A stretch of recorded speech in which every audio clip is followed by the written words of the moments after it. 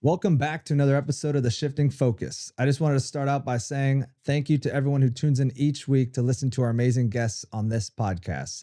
We are learning so much and love having everyone on, and we are starting to do virtual and remote interviews.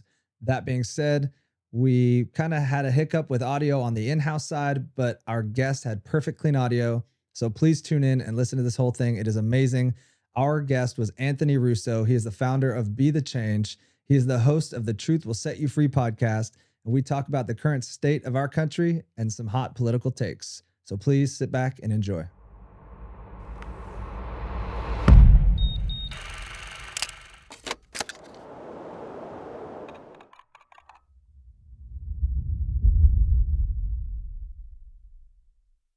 Welcome back to The Shifting Focus. We have an incredible guest today. We have Anthony Russo, who's a professional speaker, an MC. He is a political analyst, and he's also a coach with helping people communicate. Anthony, tell us your story and welcome to The Shifting Focus. Thanks for having me, Stefani. I do a wide range of things. As you kind of said, I always try to use the phrase modern day Renaissance man, but I grew up in Las Vegas, Nevada, moved out to St. Louis, Missouri when my mom became a chiropractor or was going to school to be a chiropractor. My whole family moved out there. My dad had multiple sclerosis. He was blind, handicap, as I said, compulsive gambling problem, all the things, all the typical, like everybody's got their story. That's my story. And I could tell you I'm sure we'll get deep into it, but I knew that speaking was something I love to do when my mom, after she graduated from chiropractic school, decided to stay home for more hours when she was working because she heard me talking to myself in the mirror. Apparently, I was doing the Michael Buffer thing where I go, let's get ready to rumble. And I was doing that in my living room at the age of like 13, 12. And she's like, I think I need to stay home with my son a little bit more. I didn't know. Turns out today, that's what I do for a living. So pies on your face, Mom. Michael Jackson. I'm talking to the man in the mirror. I'm asking him to change his ways. Awesome. Well, Anthony, for those who don't know, we went to the Great American Speak Off together, the Grant Cardone big mastermind of competitions. I'm blending words that don't make sense, but that's where we connected. And you and Andrew, who's going to be on the podcast next, set up this mastermind speak off group aside, which has been completely invaluable to me. I can't even explain it. Every week we meet and we join this group of a Zoom call and we critique each other and we kind of wing it, which has been something that I'm not very good at. I'm a perfectionist at heart. And every week I get to learn from you. So although you do say that you're a political analyst, and I want to get into that, your coaching seems to be very, very helpful. I mean, you've changed my life in a matter of 8 weeks on an hour call a week. I can't imagine what you're doing in the space of helping others with their communication. Yeah, well, how'd you get into that part of it? So what's interesting, first off, thank you for that, because here's the thing. I shifted all of my coaching based on a couple side messages that I got. One of those being yours. Most specifically, you were the one that was like pushed it over the edge where I'm like, I've been doing coaching for overcoming failure. That's what my book is about, overcoming failure. But then I'm like, show it a little more than that. Well, I mean, sure, we'll talk about it, but there it is. The Art of Doubling Down. It's a little reversed. I don't know. Do you see it correctly or is it backwards on yours? Okay. I can see it. Yeah. Okay, perfect. So I've been speaking about failure. That's what I consider my keynote. That's my specialty. But it turns out that I'm like, when people look to a coach or somebody to a mentor, it needs to be somebody that has higher level of success, and not always, but a higher level of success in that person. And I've done very well in business. I've had a 7-figure business, but when I'm looking for the coaching clients I need, what am I truly best at? And I've been a motivational speaker, MC, and host for 20 years. I was the on-field Jumbotron guy for College World Series, pretty much any major NCAA event. I used to do spring breaks for completely different, side of the coin. And I am now the Fox Big Noon Kickoff MC, which is probably one of the highest profile experiential marketing MCs in the country. I'm like, I've been doing this speaking thing for a while. I taught one speaking class about 2 years ago, and it went really well, but I was doing it for other people, and it was just sucking the life out of me having other people as a part of it and part of the lessons. And I'm like, I wouldn't do things that way. So I'm in this mastermind speaking group that, thanks to Andrew, and of course you're in this with us. And you sent me a side comment. I'm like, why am I not doing what I'm really good at, which is teaching speaking and teaching coaching speaking? That's a passion I have. Communication is a passion I have. Using your voice is a passion I have. All these things are the ultimate answer that creates even the concept of overcoming failure. So that's kind of how I got into that. When you say you overcome failure, what got you into that space, and what kind of lessons have you been through in your own personal life where you've had to overcome some failure? So this is actually a fun story. You don't know that, even though we bare our soul during these hour calls, you actually don't know this story. So the way I got into how I'm like, I want to be an author, I want to do these things, it was very specific. So I didn't sell. I merged my business in 2018 with a friend of mine. I let him take it. I wanted to move more into the motivational speaking space. People always said, what could you, if you could do anything for, if you won the lottery, what'd you do? I'm like, I would be a motivational speaker till the day I die. I love inspiring and motivating people and just talking to people. So I'm like, well, how does that look? And I like kind of did the whole like how to be more of a motivational speaker. How do I get higher fees and all these different things? And everything is like, write a book. And what's your story? What's your topic? So my dad was a compulsive gambler, as I mentioned, and he gambled with a very specific style where he would double his bet every time he would lose. It's called negative progression, which I always say is a very dangerous style of gambling, but it's very powerful when you look at it in life. And why did I come to this conclusion? I've never had a problem with gambling. I never had an issue really with any addictions whatsoever. However, when I sold that company and I was trying to figure out what to do with my life, I attended a options trading course. And it was one of those ones that's it's like the stuff that we all see today of like, all right, you come for $500 and then they try to sell you a $20,000 package. I love math. I know that's weird. Math is like my favorite thing on the planet. And you like math or don't like math? I love math. Love math. And I love science. Like, I'm a dork. I'm a real big dork. Nothing wrong with it. No judgment here. Maybe a little bit. No, I'm just kidding. So for my husband, is he? Maybe that's what I felt. I felt him judging from across the room. What's your favorite math project besides one? Big fan of algebra and geometry. I don't believe you. No. I like statistics. So I used to, I know I'm going off subject. I'll come back to that. But I went to art school and I was able to do my college, don't judge, no judging. Well after, I was still able to do my college girlfriend stat homework without knowing any of this. It was all based on, I was using logic and common sense to answer the questions from the thing, not based on the formulas that they taught. So I love stats. I love business keeping, math, all that stuff. So I go to this options class and I don't need any, I understand it all. I completely get how to do options, how to do different things. So I started trading options, and it started with like the instructions from the class. And then I went a little rogue. And at one point I was trading about $70,000 worth of options. Do you know anything about options? Just a little, just a smidge, enough to know what you're talking about, but nothing. So keep our options open. Yeah, I like that. That's good. Welcome to my life. This is what I deal with. I feel like him and I need to go golfing or something. I'm not even kidding. Let's do it. Get your butt down to Florida. Let's go. Let's do it. Let's do it. So the fun, then we're back. So the funny thing is, I'm trading. Okay, so sorry, let me explain options very quickly. Options are 100 contracts of a given stock, which means I can buy a crap ton of a stock for a very low price compared to if I were to try to buy 100 actual stocks of it. Problem is, it's incredibly volatile. So you get, I mean, it's just one of these type things, but it's like, I can like I still do once in a while. Like I'll put like, yes, like around Boeing's having some issues. I think we all know Boeing is having some problems. So I will bet, I don't know I, what you're talking I don't about. know. Keep your mouth shut. Don't be blowing no whistles. I didn't, and then I get Epstein. Yeah. I don't want to look like Epstein at the end of the day. I still am not sure if he's dead, but that's a different story. We're gonna get into We're gonna that. have to talk about all this. We have to talk about that. All right, so let me get through this. So at the end of the day, I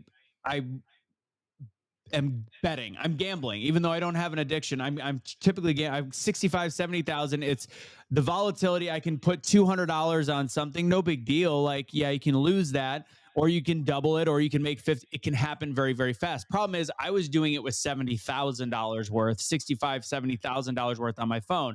Most people have multiple setups. They're doing different things. I would go to the bathroom and I'd be like, let me trade a $20,000 stock or $20,000 option of like Amazon or whatever, and then try to sell it 5 minutes later and just make 70, $80. And I was doing good for a while. And then there was and it became betting. And one day, the day that I knew my scorch mark, my Jerry Maguire moment, where at the end of the night, I'm typing up what I want to write, like what the book is about. As I kept learning lessons, every time I made a mistake in the stock market, I didn't make the same mistake twice, because I was seeing what I was doing wrong, which I realized was very similar to my dad's gambling style, doubling down. I'm learning from lessons. And then finally, I bet on the stock called Tilray. It was a marijuana stock. In the history of stocks, is one of the most parabolic a stock has gone in history, where it just shoots right up.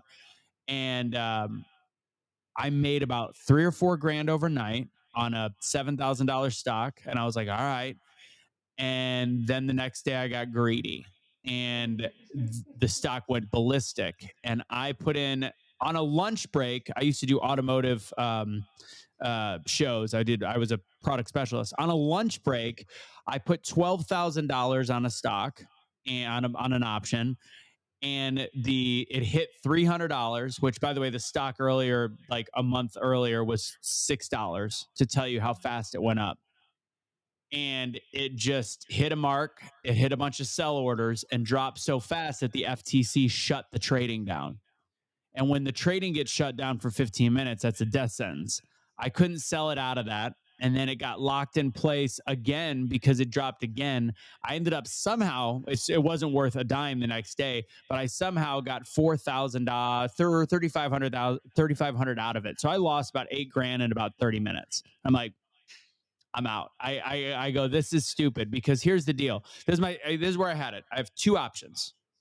One option, stop what I'm doing and completely commit to trading of stocks and set it up, do it correctly, know what I'm doing, make sure I have the bankroll to do it, and also like make this a full study, not messing around on my phone.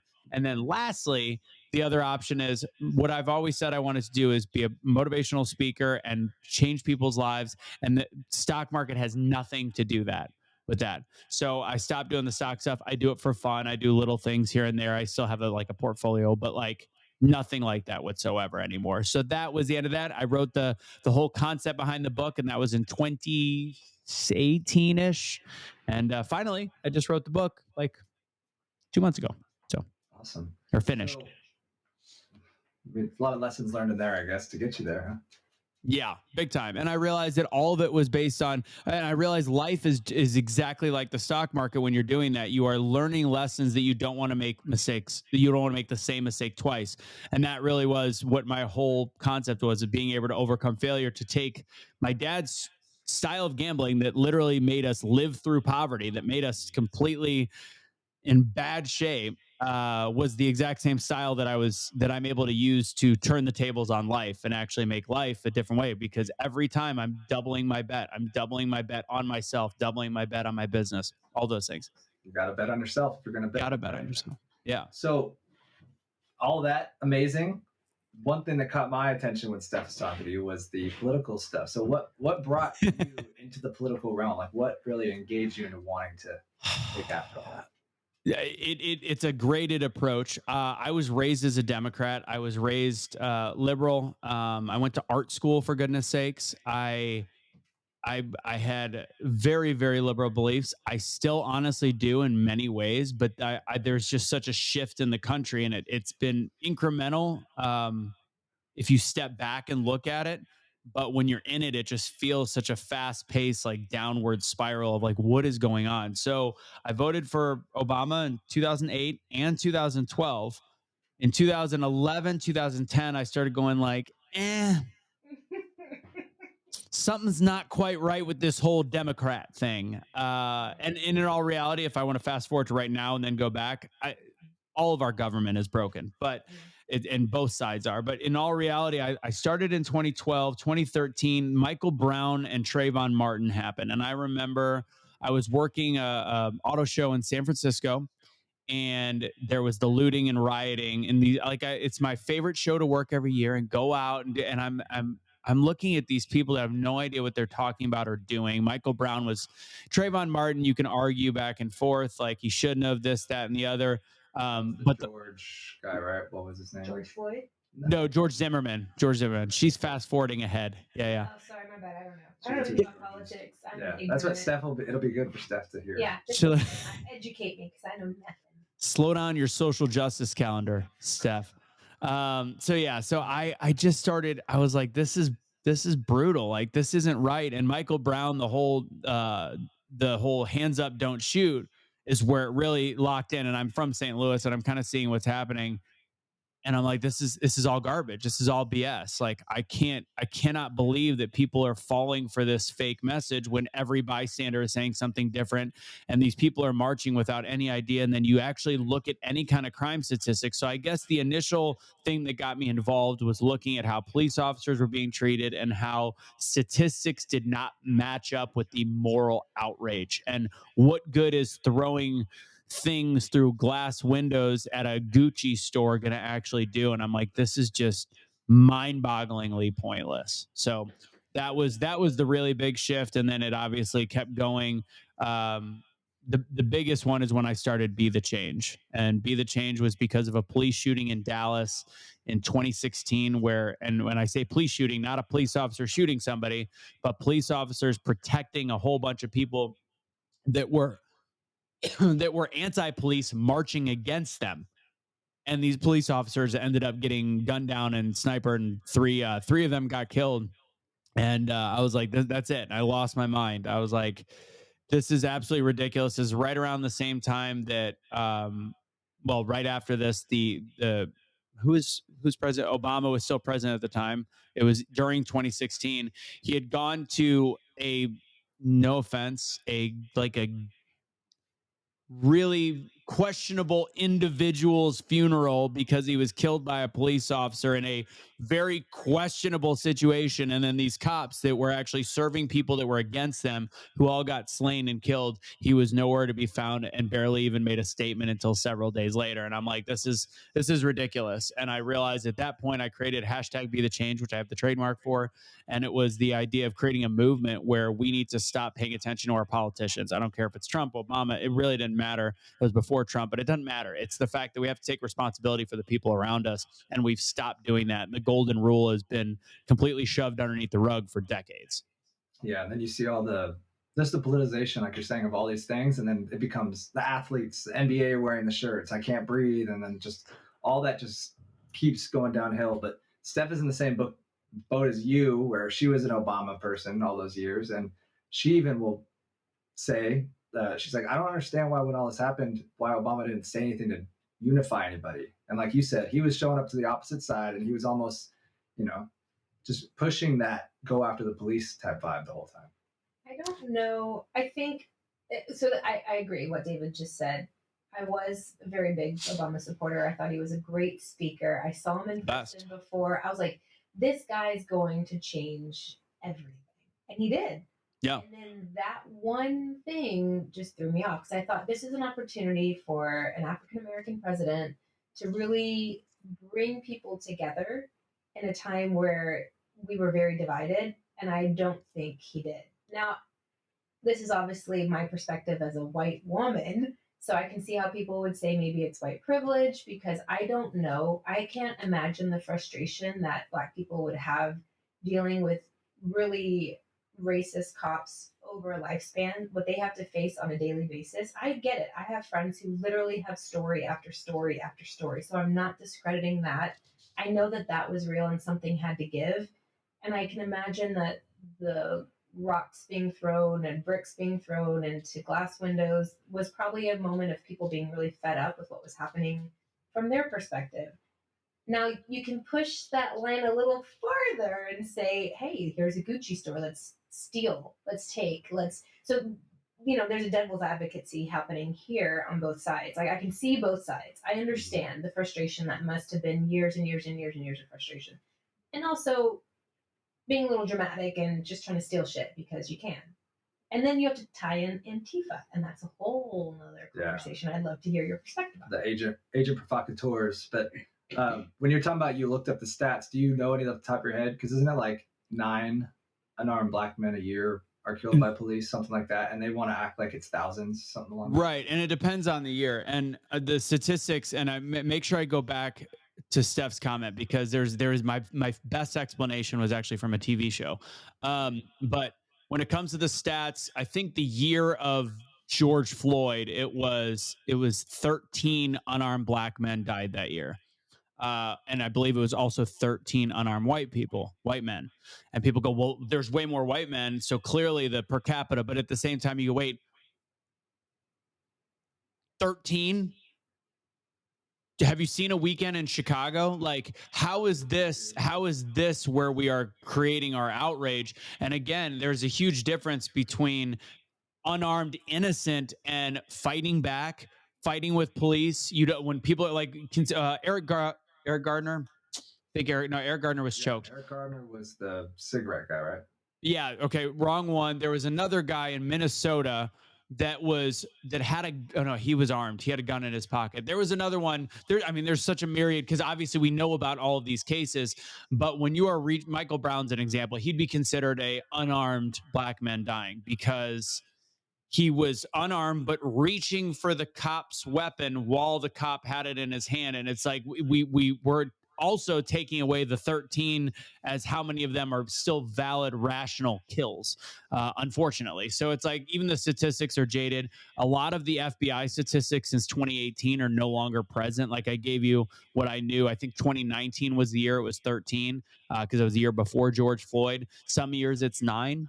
I have heard a year 9. There is other years that it's 19, 18. Again, this is such a microcosm. And then you say, well, how is it balanced with white people? You go, well, I could tell you, if you look at violent crime statistics, they make up that part of the population. Not saying that population is bad in any way, shape, or form, but if you look at statistics, that population makes up 48% of the violent crimes in this country, and they represent 13% of the actual population. This is the last time they recorded those statistics to show people, because the narrative is completely destroyed at that point. The FBI no longer has those statistics. Convenient. The FBI just lost the statistics. Shh, don't get killed.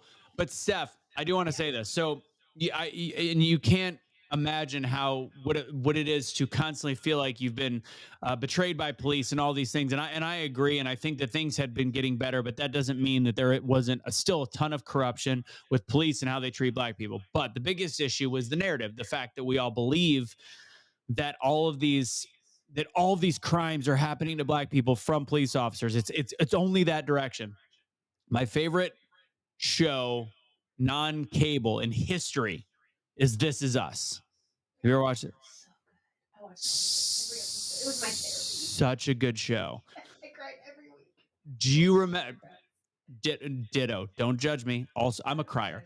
Yeah. But because there was a story, every show had a family member it would relate to, or a memory or something. It was such a well-written show, but I was so when they got to the George Floyd issue. And if you remember, I'm like, how are they going to handle COVID? How are they going to handle this stuff? There was a conversation between what's the black brother's name? Drawing a blank. It's been a while. Whatever his name was. Yes. I don't want to make up a name, otherwise I'll be like, oh, that sounds racist.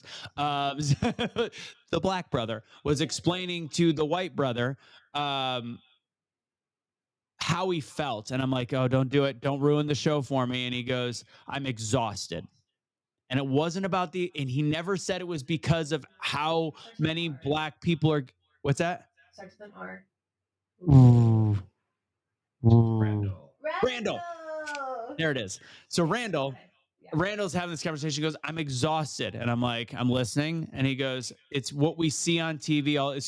See on TV all the time, thinking that, we're constantly being attacked. And I'm like, I get it. That I understand. That need to, not that it's okay to throw a brick through a window, but that just angst has been built up since Rodney King. There was a gap where I think it got better, but then it's just been built up, and it's not because of what's really happening. Again, yes, can you get pulled over for being black? Yeah, that's the thing. That's one of the unfortunate things.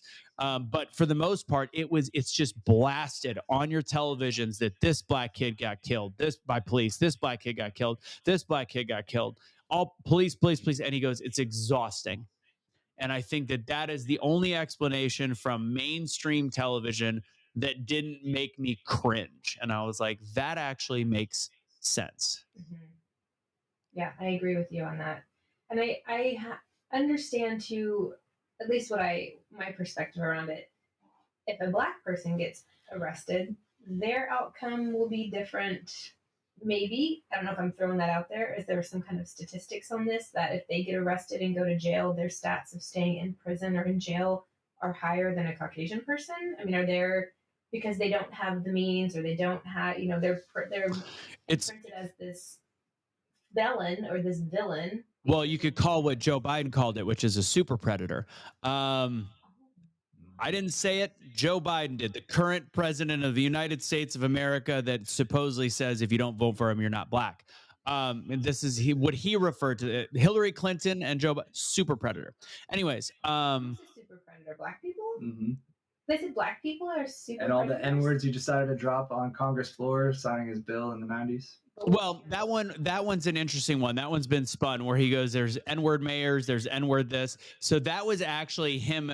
It doesn't make it okay because any of us could have just said N-word this. So he read a transcript from somebody else in Congress saying you'll have all these N-word mayors, N-word governor, and he went through the whole thing. And there's clips that just constantly get played of it. It's like, that's still not. And then his favorite lady, the vice president, she says he's a racist and then takes the job. Yeah. Well, Donald Trump can say a word and he's on the TV for the next 10 years. So yeah.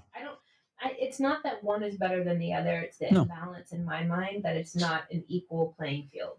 If you're going to treat one, you treat the other, and you make this a standard. But to go after somebody constantly feels to me it's like an adult bullying. Well, here's the deal. So what you just brought up. So the thing is, the pendulum has shifted completely the opposite direction. So it's more based on socioeconomics than skin color. Now, is there more Black Americans living in poverty than white Americans? Yes, absolutely. So obviously that's going to affect from a socioeconomic perspective and the ability to defend themselves at a higher rate. Now, if a white person and a black person has the same amount of socioeconomic issues and they are in trial or are being caught doing something, in this day and age, if you live in a blue city that has blue DA, district attorney, you have a much higher chance of getting off based on your skin color if you are actually black. So that has the pendulum has switched. I don't think skin color should matter. The crime should matter. I do think people should get second chances. I think socioeconomic issues it sucks. I grew up poor, but I got news for you. My parents didn't commit crimes because we were poor. Like there's still a choice there, whether you're white or black. So socioeconomic has a higher crime rate. That's known, that's documented, but it still doesn't excuse the behavior. And simple. Do we have a cop issue, or do you think we have a training issue? What do you think would be the solution within the realm of police officers or first responders? Because we have friends that are cops and they're great cops, and then we have friends who are just dicks. So I mean, 100%. Here's it's a societal thing, and there's not one answer to this. So I know a lot of great cops. I've also been a guy. It's funny, everybody's like, you bootlicker, you love the police, you only do this. I'm like, I actually went to bat for a black guy and went to testify. I didn't need to testify. I ended up going in and filing a report against the police officer. The guy was leaving a club in Dallas. The cop just decided to walk after him because I don't know if I think he got kicked out, but he was just like, I'm good. I'm gone. I'm gone. I'm gone. He's walking out and the cop just goes and body slams him on the ground. I was like, wow. That was right when I moved to soon after I moved to Dallas. So I was probably still politically in the middle. And I'm like, that's terrible. And I have his buddy, I got all their contact information and he ended up getting out and I helped that. So it's like cops are imperfect. The problem is this. From that perspective, there is the thin blue line that needs to be corrected. I think we're getting there because of how far we've pushed against it. I think it's small towns is where the thin blue line still exists, or big corrupt cities. And funny enough, the big corrupt cities are based on police unions that are the problem. But the reason why so many people get, not so many, too many people get killed by police officers that are armed or whatever it might be, is because there is a stigma, especially in the minority groups, that cops are out there to kill people. I think cops can be bullies. I don't think any one of them is out there to kill people. I think very few. I hate speaking in absolutes. I think very few of them are out there to do any major harm to people. It's their place to get to flex their muscle.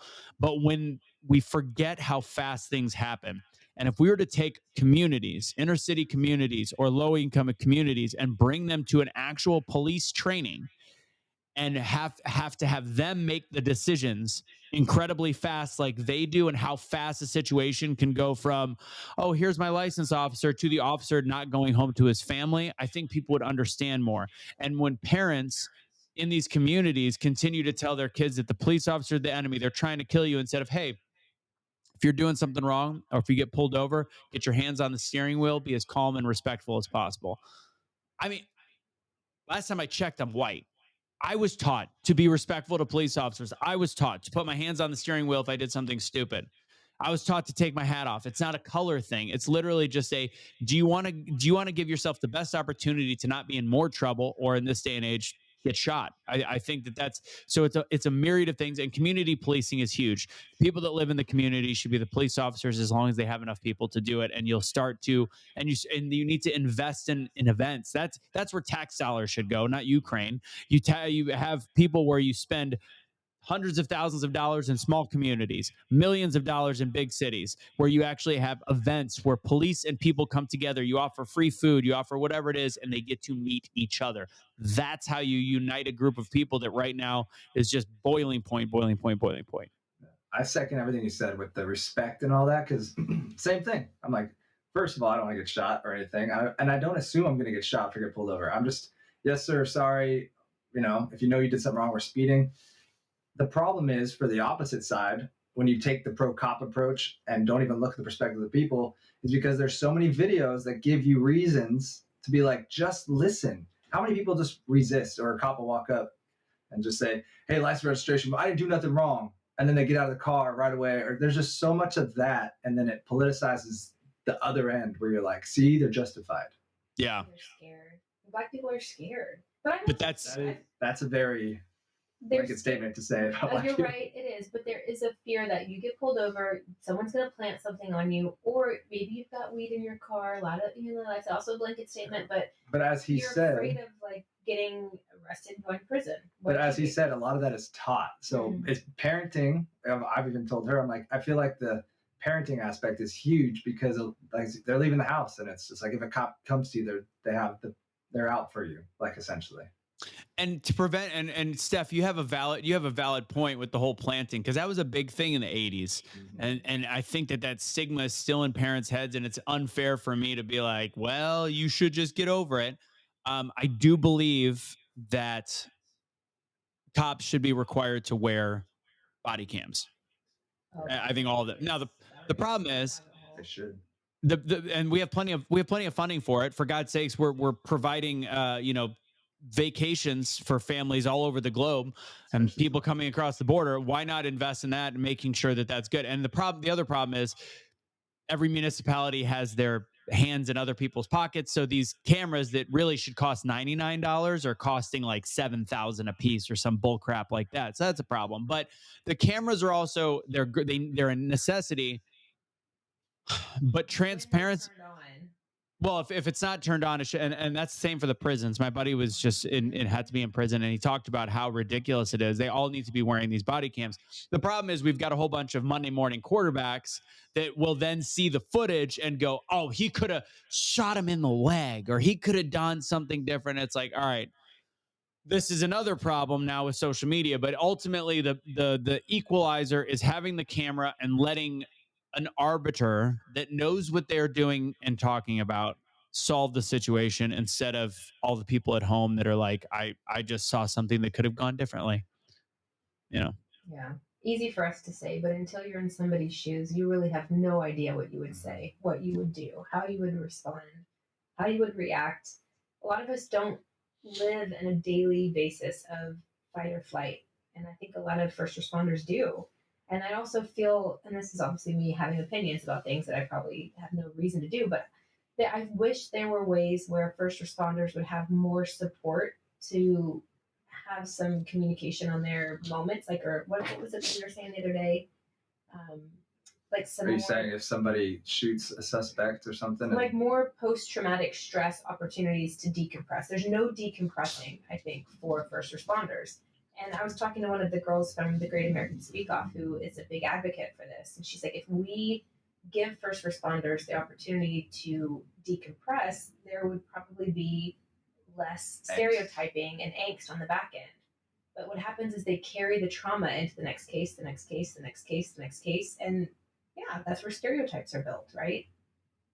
No, 100%. I mean, the psychological treatment of police officers is crap. The training is mediocre.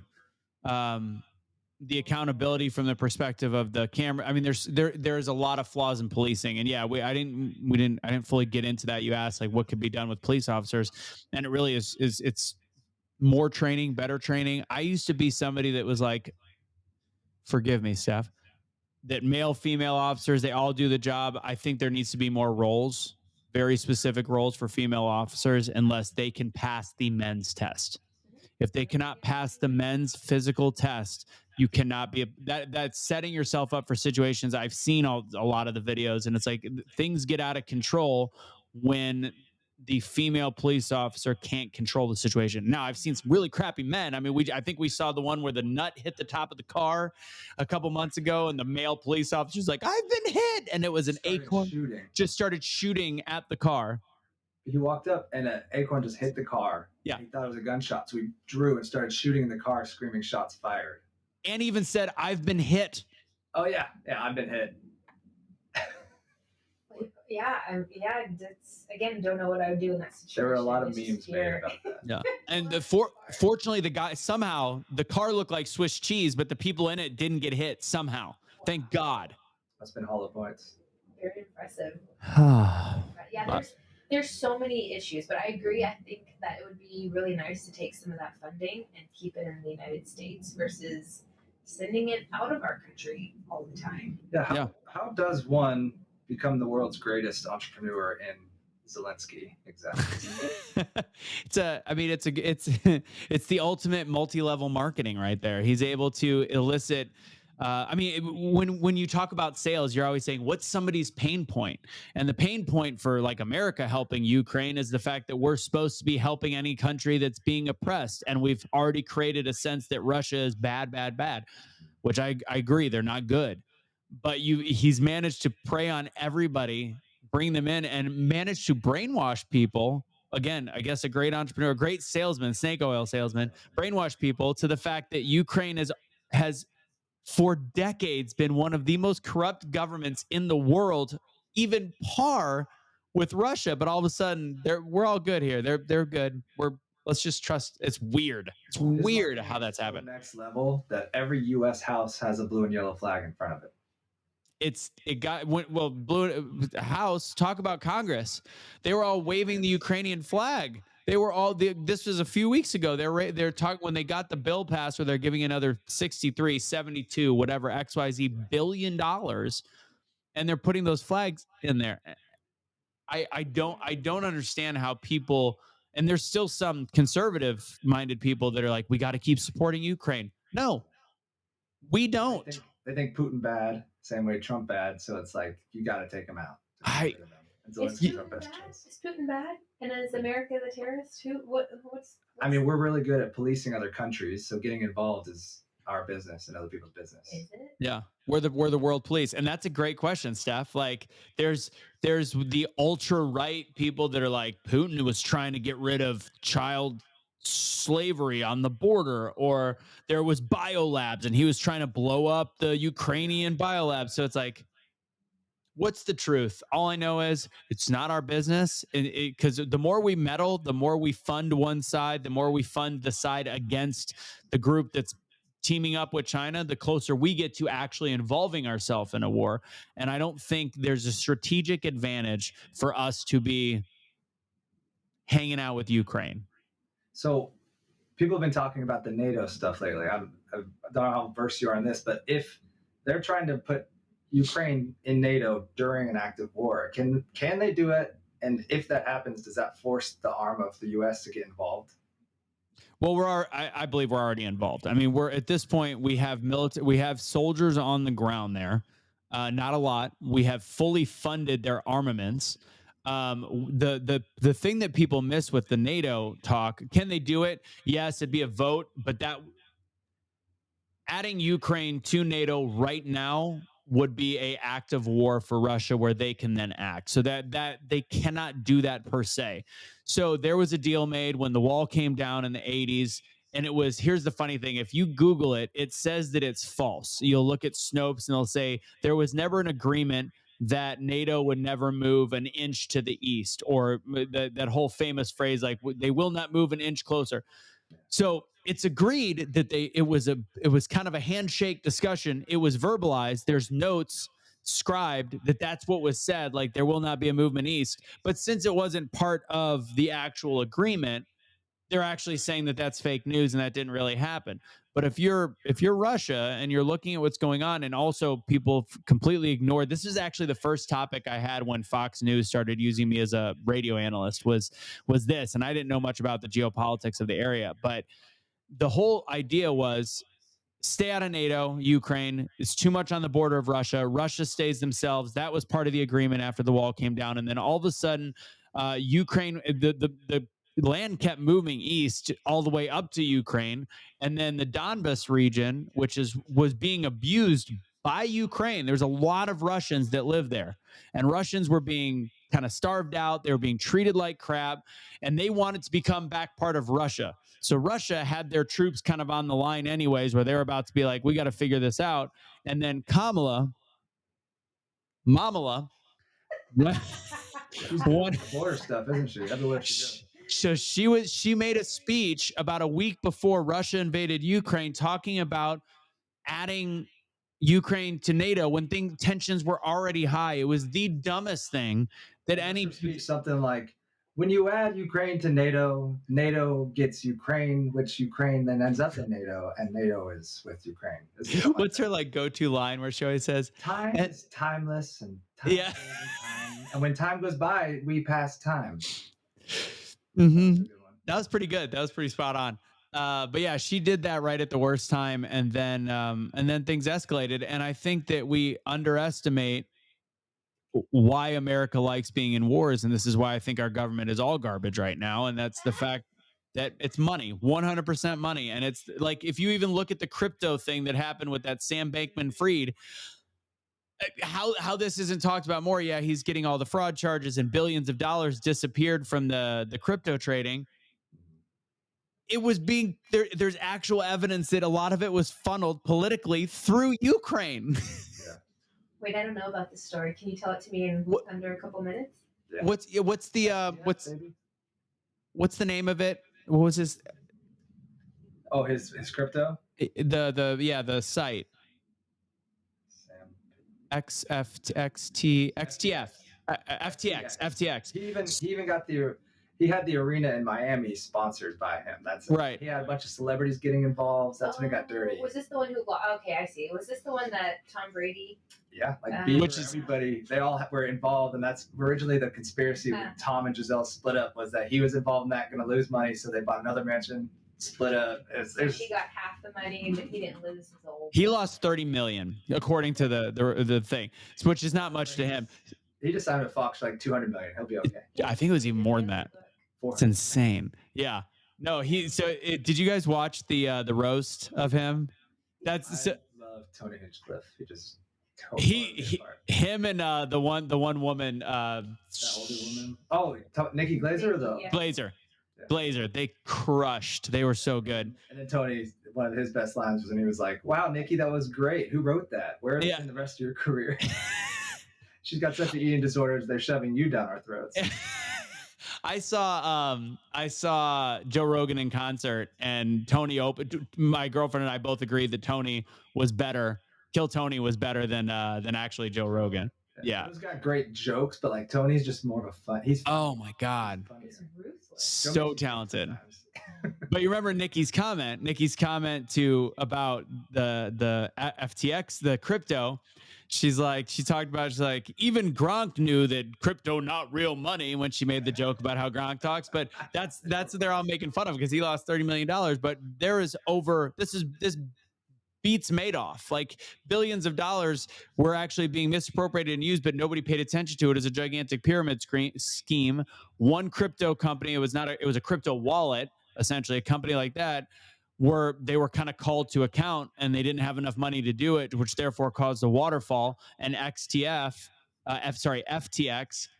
didn't have the money either, and it all just closed up all overnight, and it was billions of dollars. I lost some money in it. I didn't even know I had money in that crypto account. I had money through a federal, like a different company, and they were using FTX as their trading company. And it's like, is that insured through the federal trade? No, it's crypto. It's gone. I lost I had a rough couple of years. I lost, between bad business deals, probably in the neighborhood of $100,000 to $150,000 easy. Oh yeah. 2022 was a year of whoops. That's what 2022 was. It's failures that I've bounced back from, but the whole thing with that, but the big thing, if we're talking politically, is the fact that it went through Ukraine. There was some issues that actually were tracing through the government of Ukraine, and our government loves the idea of war. People don't talk about Boris Johnson meeting with Zelensky in April, like 2 months, month and a half after the whole thing started, when there could have been an end to everything. And they actually suggested against it, which is the dumbest thing on the planet. Nobody talks about that meeting. That meeting was incredibly important because it allowed the money machine between the United Kingdom, America, to keep pumping through. And it's like, well, why would we want to spend money? Well, because we all have ties to these major industrial military complex armaments. So that's why it's all so corrupt, and we need to stay the hell out of other people's business. I'm pro-Israel. I also think we should stay the hell out of their business. Like, let them deal with it. This isn't our fight. But to double back on Ukraine and how, thank God we help, because we have experts in the energy field like Hunter Biden that can go to Burisma and make sure Ukraine's running well. Yeah, absolutely. Because he's got an extensive study in weighing crack rock. Oh, that is definitely the best element, the crack rock in the world. Wow. Or his expert artiste paintings that he sells for $500,000 a piece. Yeah, they take a meeting for $500,000 and a piece of crap. Yeah, it's a little weird. The Hunter, but I thought it was Parmesan cheese lately. He'll take whatever he can out of the carpet. That's what he said. This is also the smartest man that Joe Biden has ever met. I find it fascinating, the stuff that we leave out from Hunter Biden's laptop. Like, there's some really rough things in there, but the ties to first off, the Obama daughters, that's weird. The credit card, the coke, the crack, they leave that out, but there's photos with what appears to be the Obama daughters.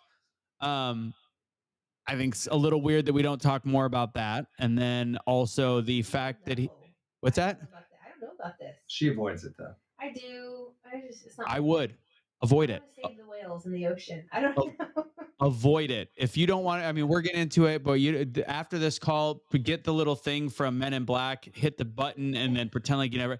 It's bliss is if you didn't know more about this stuff. People will say it's ignorant. Like, you should know this is the generation you're going to leave behind, and you should fight. But what am I going to do? And I think that's how a lot of people feel. And what am I going to do that's really going to change? Honestly, my vote. Okay, well, that's corrupt. Talk about it to people. Argue with my neighbors. I don't know. What's the solution? What can people actually do? Sign a petition? I think that's great. People Great feel question. helpless now. I mean, you can go in front of a university and block Jewish kids from going to class because that's helping the innocent Palestinian people from dying. But that I love that you segued there, because, if you just saw the other day, Columbia canceled the University of Maine graduation officially. So if you went there for however many years, you don't get to graduate this year. There's no ceremony. Why? So that's $280,000 you've paid. And you don't get to have a graduation ceremony because 60% of the protesters don't even go to your school. They're most likely, they have matching tents with every other university in the country. I wonder how they got their funding. And then you've just found a way to, it rhymes with Boros, and some other groups. But it's just so, it's so asinine, and it's just gigantic distractions for what's going. Like, I mean, while we're filming this, we're not talking current events right now, but because it'll get confusing whenever it airs. But there's obviously the Stormy Daniels trial is going on, and that's every news station is covering this stupid friggin' trial. Meanwhile, there was because she's always a little confused. Stormy Daniels is the trial that Trump. The thing is that Trump paid off Stormy Daniels to keep her mouth shut, but really he paid his lawyer as a lawyer fee, and he gave her the money to do a settlement, basically out of court, because they hooked up, right? That was it. She was trying to do a tell-all. Theoretically, but I'm sure they did. Billionaire doesn't settle. Name one person who goes to court that doesn't just settle. Nobody wants to drag on a court case. The U.S. does. Most people settle. I mean, I'm not trying to defend Trump. I'm just saying we've been in a lawsuit, and the first thing I wanted to do was settle. I don't want to deal with it.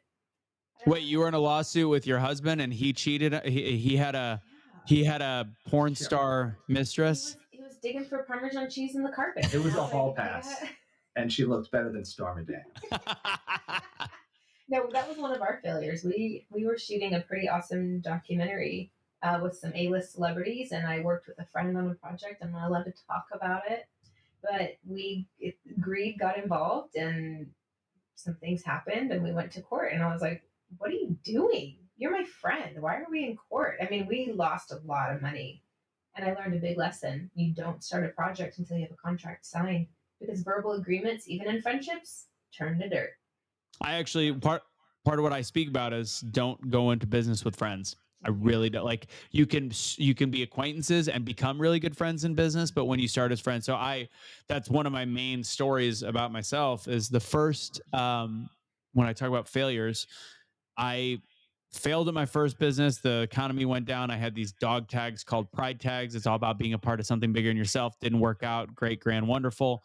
Moved on to going back to the marketing world to try to pay off that massive loan.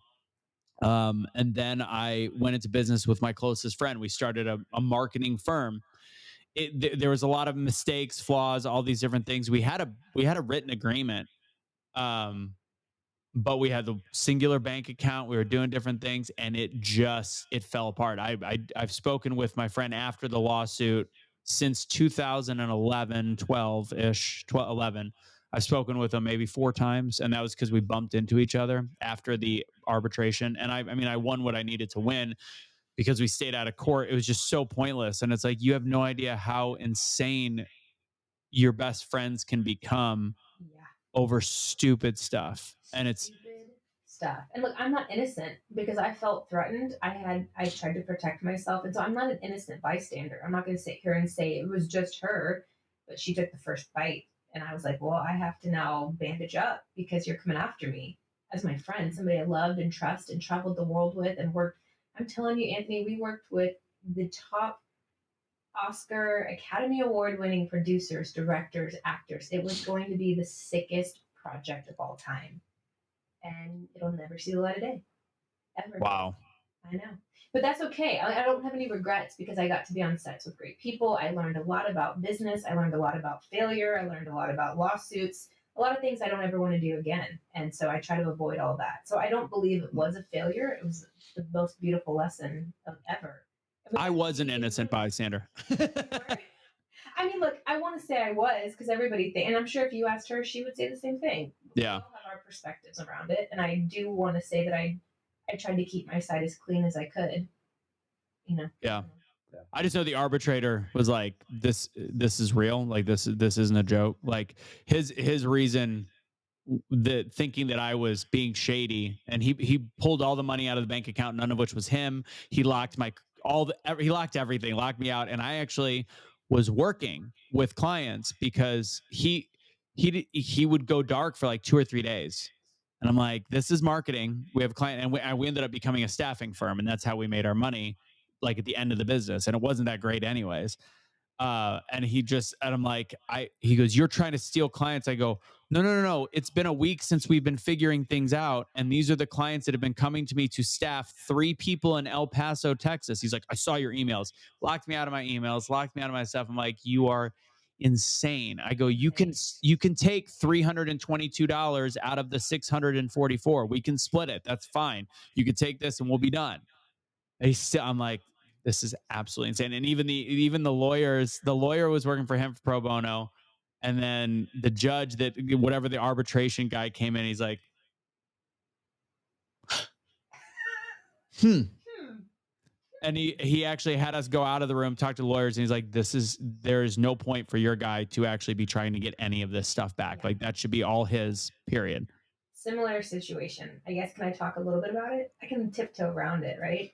Yeah. So when it started though, like we got the suit, we had to get protection from legal, and they said, no, we have to countersue. And then it went back and forth with payments of lawyers, which was such a waste. And then tell them what happened when we walked in the courtroom in front of the judge. At one point, the judge came up to both of us and said, you guys are going to sit here and you're going to lose everything with these attorneys who are taking all your money. You two go sit down and figure it out. So my friend and I sat down with David. But he said, though, the judge was like, I want you guys to go out there, sit at that table with a pen and paper and figure it out. Lawyers, stay in this room with me. You're not allowed to go out there. That judge saved us hundreds of thousands of dollars. Oh, I'm sure. If we hadn't done that, we would have been sitting in that court case just fighting over stupid stuff. And we put an agreement on paper, which was exactly the verbal agreement we had to begin with. And I looked at him and I said, you're such an idiot. You literally just put on paper what we said while we're in the courtroom fighting over what? But to go back. The lawyer gets in your ear. Yeah, to go back, just to give I'll give a snippet. We wrapped up the project. We had filmed everything, no contract. We sat down on the final day, and this person was very adamant about collecting all the footage. And I was like, sure, you can have it. Put it all on this hard drive. Well, she went behind our back and copywrote every piece of footage as hers.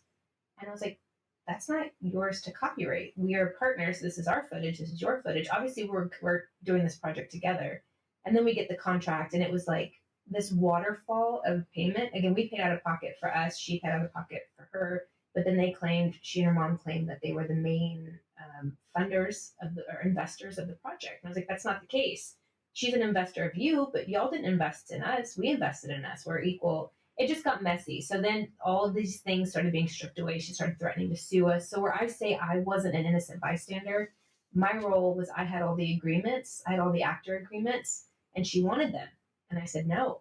Not till you sign the contract. So I held on to those because that's all I had left because she had taken everything. She took everything. And so she wanted to sue us for not handing over the actor agreement. So I was like, that's all I have that claims I was even part of this project for the last year. Thousands of dollars in debt as you're my investor. Being compensated back for set designers and makeup people. None of those people even existed on the project. It was just the 2 of us, or the 3 of us. Mm-hmm.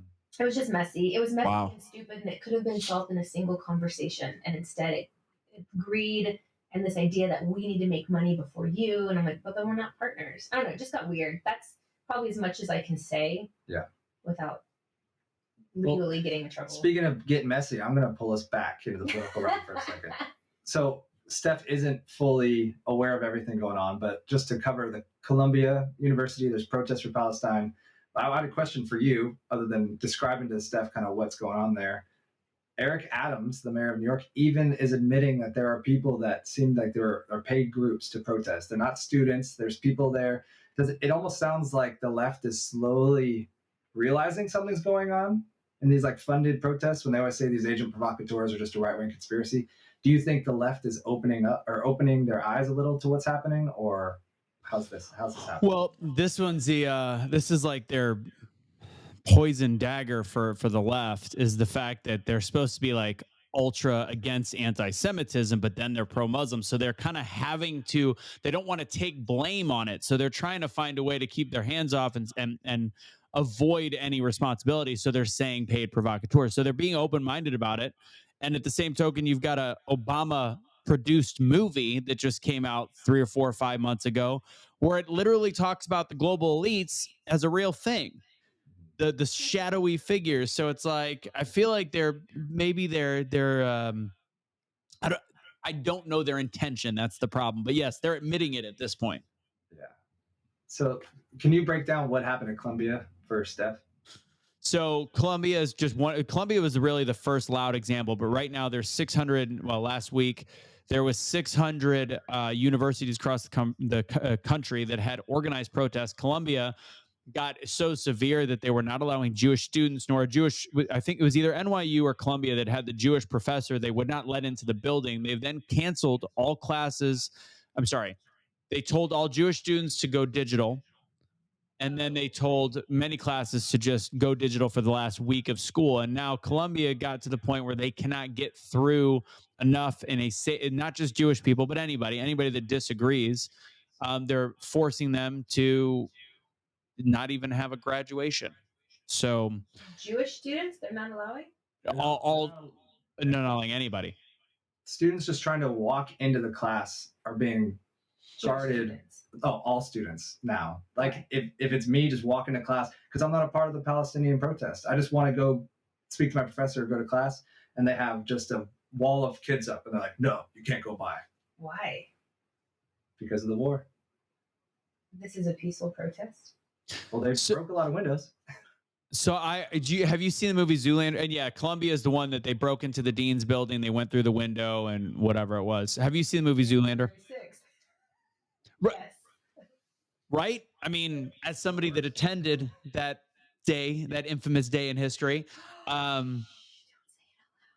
have my own FBI agent. It's fine. Him and I are buddies. Last day we've heard of Anthony Russo. He's R.I.P. baby. Well, a special shout out to Anthony's FBI agent watching. What? First viewer. He's a really, really good guy. He's a good. You were there January 6th? Oh, I really do have an FBI agent. I'm not kidding. Yeah. He came. Yeah, I was there on January 6th. My business partner went in the building. He was. We can do a whole thing on this, but he was unfortunately in January 6th prison. He was the only black guy that was in J6 jail for the gulag for it's racist for 2 years, what ended up being a 2-month sentence. But he was an ex-gangbanger. He got like everything against the way that our systems are supposed to be in place. He was pending trial on something from back in 2010. And because of COVID, it got bounced longer. He had cooperated. He should have just got house arrest for like 6 months for his previous actions. And he had changed his life around big time since 2010. And he was the one that worked with me with Be the Change. He had 400,000 followers on social media. I mean, he was huge on conservative politics. You've probably, well, maybe not you. David. Yeah. He's seen Cash. It was Cashley Kelly, if you know who he is. But he was the black guy that said, when are black lives going to matter to black people? Anyways, close friend of mine. I'm godfather to his kid. And he ended up going away for almost 3.25 years. And it was really all because he went in the building and took a selfie. Okay, so when you go in the building, were you all invited in the building? I didn't go in the building. Were you wearing horns by chance? No, I was not that dude. Jacob. No, I was not that guy. But I've heard good things about him. So what happened that day? Like, if from your perspective, you were there. Do you feel like the doors were just open and people were allowed to walk? Oh, they were open. I was very close. I was not in the back of the crowd. I was 30 feet from the doors. When we were down below, when it was just an innocent group of people that were behind barriers, chanting USA, USA, worst case, F Joe Biden. That's as bad as it got.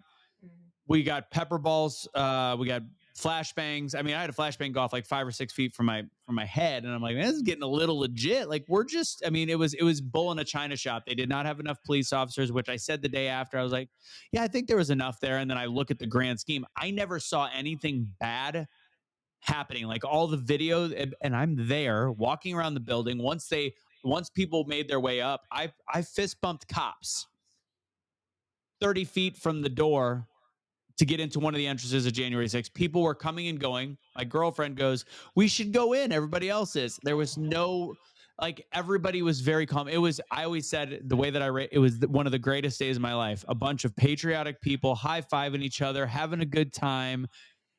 Cops, like, there was no violence when I was there. The footage that people see on the different sides, it looks really bad. I saw, and most people saw, none of that until we got home and saw it on television. So you had no idea any of that was going. I had left probably minutes before when Ashley Babbitt had been shot, when things escalated a little bit. And it was not a perfect day. There was definitely some things that happened wrong and all that stuff. But from my perspective, and for 95% of people there, it was a great day, and it was completely misconstrued. Now, Cash, when he got separated from me and he went in the building and took a picture, and that's changed his life for forever, essentially. At that point, he lost 3 years of his life. Well, I know people that were there in the perspective, they saw people in the bushes changing into all black outfits. So there were some people with earpieces we did see. I saw some people with hockey sticks. It was kind of random. But again, this is the most pro Second Amendment crowd on the planet. And they found, I think, one gun that had fallen on the ground. One out of several 100,000 people. I think that's pretty shocking. There's such flaws in the narrative of that day. I don't even know how to properly explain it. But we did. I got met with an FBI agent. So can you go into that under them approaching you?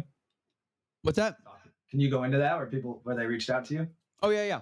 And I can tell you that they also are able to read my Facebook messages, which is really interesting.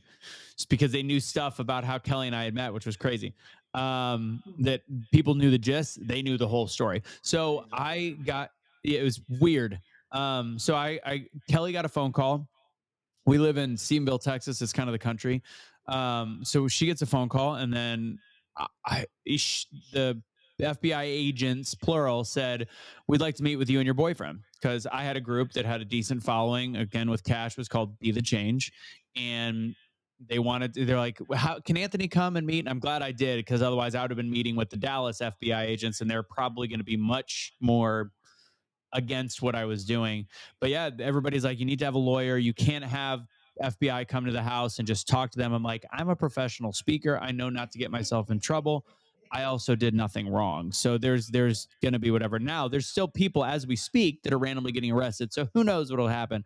If I get raided during, whatever, I'm blaming it on you guys. But as long as they're not swatted or anything. Yeah, but they, we had lunch. He goes, is there any way that Be the Change can be deemed a domestic terror organization? I'm like, be the Change could be a domestic. Nope.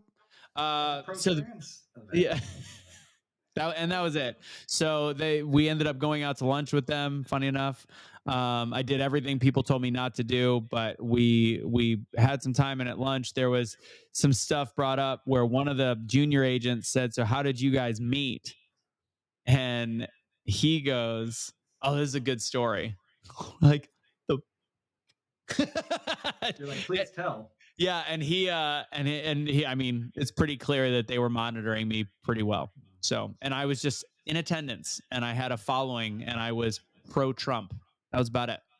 So you think it helped a little that you're just cooperative and respectful in the sense of talking to the feds? I think the respectful helped.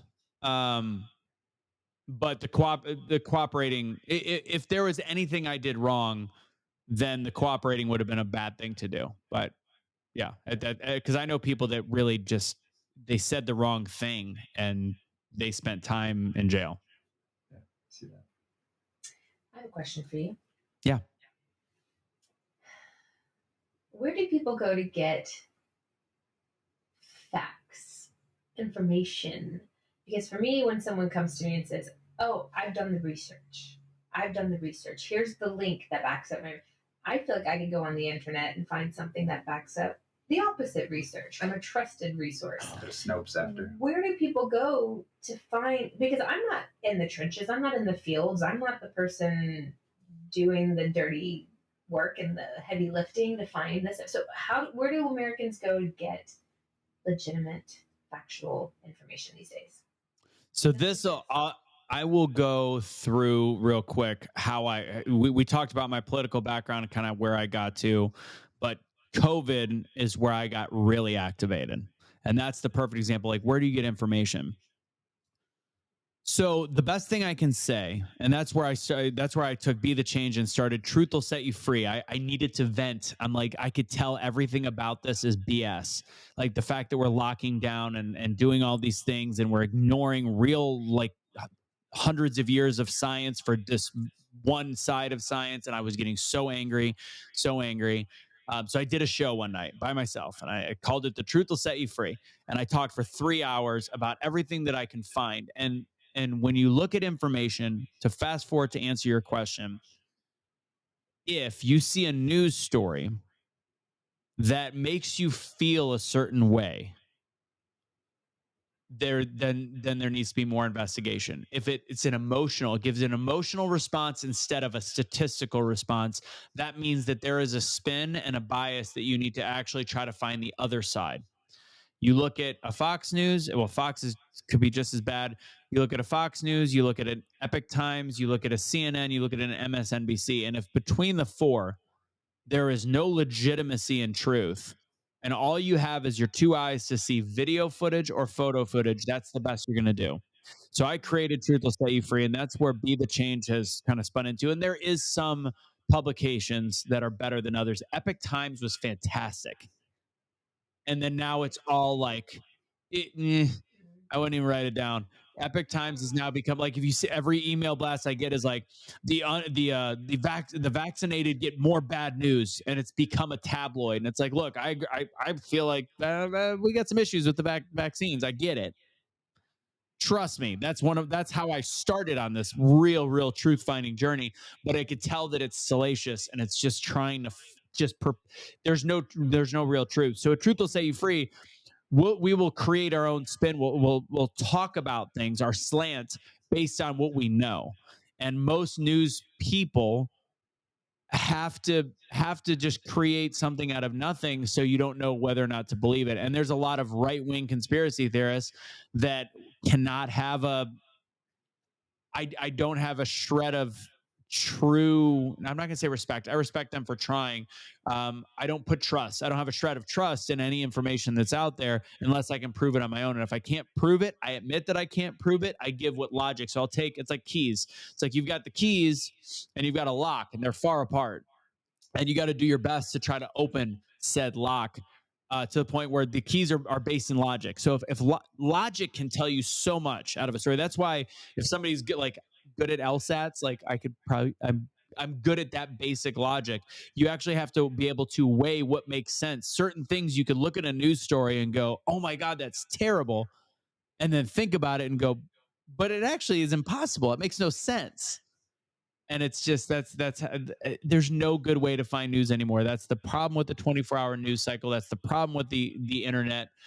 You can look at the bias. You can Google how bad is the bias and try to find middle ground stuff. And the thing is, it's always evolving. Like everything's changing. You've got Chris Cuomo coming on the news, who was one of the people saying, if you don't get your vaccination, you're killing other people. And now he comes out on News Nation, his new place, and says that he's vaccine injured from it. And he's admitting it.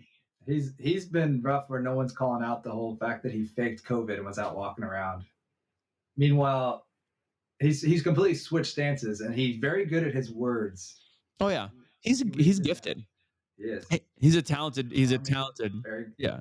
I mean, it's total side subject. Do you remember his brother when he would do his daily meetings in New York? The nipple rings, the nipple ring gate, that should have been a bigger deal. I find it very odd that the governor of New York, who's very straight-laced political family, was wearing the polo with the nipple piercings. I found that different. Yeah, the Cuomo's thing, quite the history. Yeah. Yeah, you're gonna have to show Steph what I'm talking about. She's like, nipple piercings? No What? clue. I'm like, what are you talking about? All I could think of was the TV show Billions and how the Paul Giamatti's character was into like the hardcore S&M type stuff. Yeah. Like where and I'm like, that's Cuomo. Cuomo's got the barbells. Oh, I can see the nipple rings. Okay, there, I see it. Wow. Okay, get it, Daddy. You know, the one thing I'll say, I love Billions. That was a great show. Oh my God, why are you zooming in? I don't need to see the crisscross applesauce. A barbell? Yeah. Well, knowing considering the Cuomo's, it's probably a fake barbell with fake weights that she probably doesn't know about either. I don't know about that. Did you finish Billions? I took a year off when they got woke. Okay. Thank you. Thank you. Same. And then I watched the last like 6 episodes. Is it worth it to finish? The last 6 were pretty good. So Because the Good Morning Show, another great show, and all of a sudden I'm like, don't lose your audience. Well, they went COVID and then they went BLM. Lesbian. Yeah. Which is fine. Be a lesbian, but don't make an entire season about being lesbian. I mean, that's fine if that's what you want to do. It's just I don't want to watch. The storyline wasn't good enough. If you're gonna, don't just throw something together because it's there. Like make it still entertaining TV, in my opinion. Bobby Axelrod came back in the last 6 episodes. That was big. He needed to be, because the other guy I thought was just brutal. But yeah, when they started talking about we're making sure that there's 300 million. If your company doesn't give 300 million to BLM and this, that, and the crazy thing is that show could have been considered woke from the beginning. They had a non-binary cast member that was a main part of the show, and it didn't bother me. That was just, it was part of the show. And then all of a sudden it just went, like right around the COVID, like right when they're like, all right, we got to get our D or whatever DEI social score up, and I was like, I feel like when television turns like political things, when they bring politics into the show, you're automatically going to lose half your viewers. You're going to, no matter which side you go on. Just don't do it. It's unnecessary, in my opinion. Do you think? I think you go I think you say whatever the hell is on your mind, and it goes the other way. And I think that roast was a perfect example of it. Kevin Hart mentioned, he goes, we haven't had one of these in years because we feel like we can't do it. They said, I mean, I watched between 2 sittings, I watched all 3 hours. They said some stuff that I didn't think, no matter what comedy level you're on, you could say. I mean, they were using it all, and it was brilliant. It's the most talked about show we've seen, and it's like, you know what? If you do unwoke yourself, as much as if you go woke, you lose half your audience. And then the audience that is woke, that wants to see it, they're not really loyal followers of a lot of stuff anyways. So it's like, if you want a hardcore, I mean, look at Dana White. Like, Dana White is somebody that just doesn't care, and he's just grown his brand on it. Joe Rogan grown his brand on it. But yeah, that whole show, I mean, I love roast. Like, that's my, if as somebody that does a little bit of comedy, I can roast. Like, that's my skill set, which also means that's my favorite thing to watch. David, you want to do it? Tony and all that nonstop. Can you roast David? Can you do like a? Because you love love it. You love being abused. When I used to do spring break, I was in my mid 30s hosting spring break in South Texas and in South Padre.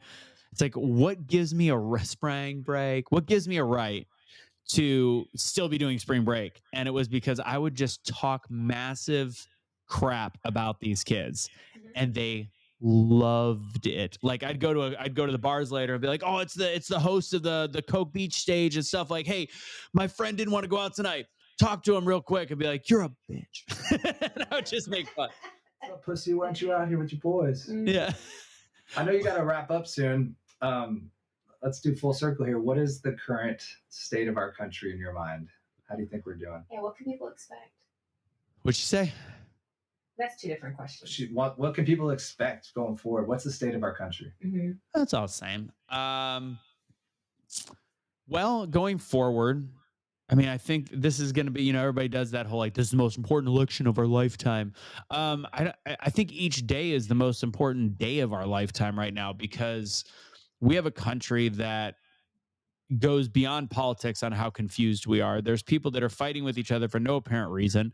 As racism was getting better, now racism is 100% getting worse. KKK groups are actually growing in this country. I don't think it's right. I don't think it's okay. But you can kind of see why when you completely flip a narrative. So the issue isn't politically the political nature that we have in this country is a big enough problem.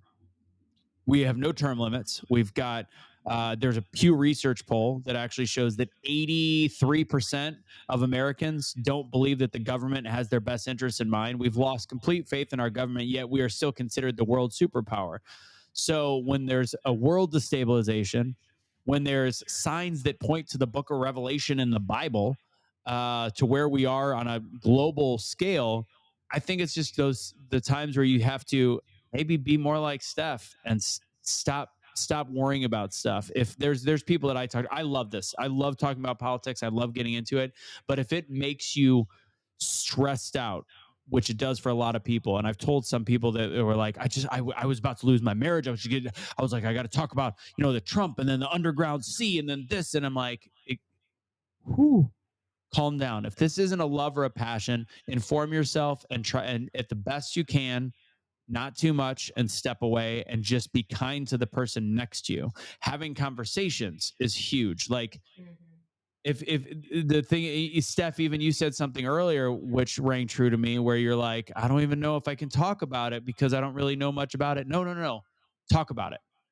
If you want to have a conversation where you can, I know I'm speaking out of both sides of my mouth where I'm like, leave it alone, but if you're curious, talk about it. If you have an opinion, talk about it. Listen to the other person's opinion. Trust me, if their opinion is based on kind of the woke place we're in right now and it's far left or even far right, there's more holes in their argument than there is in Swiss cheese. So you can start to have a conversation once you listen. You can react to that and say, well, this is kind of an issue. And people will actually go, oh, very rarely will they not when you have a vocal conversation. We've had a guy that's from Antifa. He's actually an anti-fascist, not just the Antifa the group. We have him on our shows.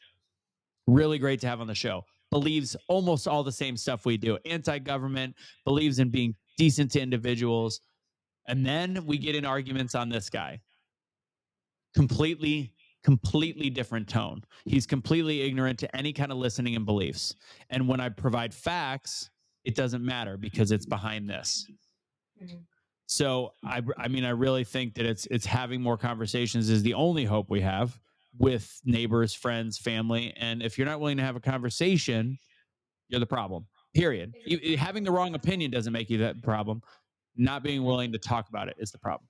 I agree with you too. I think there's not a safe space for people to have conversations because if you disagree with somebody, it's an immediate, you're an idiot, you're a snowflake, you're a Trump supporter, you're a racist, the people start name calling. It's like, wait a second, I want to learn. I want to learn from other people who don't agree with me. Teach me because I don't know anything. Yeah. At least I like to think I don't because then I can stay open-minded. But it's when somebody comes at me and they're like, you don't know about this, you don't know, you're ignorant, and they start attacking. I'm like, okay, you're not somebody that I feel safe enough to have political conversations with. Thank you for showing me that. We'll never talk about it again. And that's what we actually preach to our follow. Like that's what I try to tell. Like part of the reason we have the shows that we continue to do, or almost at 200 Truth Will Set You Freeze. The reason we have these continued conversations is we're trying to, I mean, again, it's become an echo chamber. I admit that it's 98% conservative with a couple trolls, but we're trying to make people understand how to better have a conversation about what's going on. And also how dangerous it is to have like, well, I heard Trump's still in charge of the military type situations. Like, calm down because it's making all of us look foolish. And it's I mean, look at the Palestinian protests we just talked about. And you may not know this, Steph, but like they've interviewed these kids and they don't know why they're there.